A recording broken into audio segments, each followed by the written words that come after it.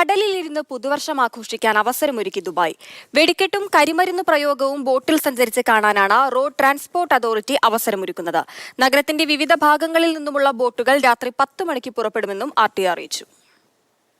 Dubai ferry, അബ്ര, water taxi എന്നിവയിൽ സഞ്ചരിച്ച് വെടിക്കെട്ടും കരിമരുന്ന് പ്രയോഗങ്ങളും കണ്ട് പുതുവർഷം ആഘോഷിക്കാനാണ് Dubai Roads and Transport Authority അവസരമൊരുക്കുന്നത്.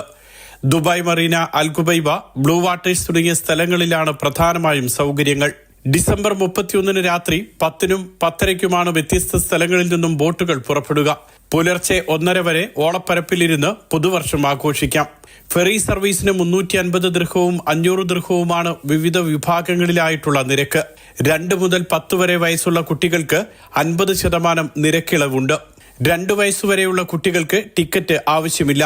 3750 ദിർഹം അടച്ച് വാട്ടർ ടാക്സി മുഴുവനായി ബുക്ക് ചെയ്യാനും സൗകര്യമുണ്ടെന്ന് RTA അറിയിച്ചു. അബ്രയിൽ പോകുന്നതിന് 2 വയസ്സിന് മുകളിലുള്ള എല്ലാവർക്കും 150 ദിർഹമാണ് നിരക്ക്.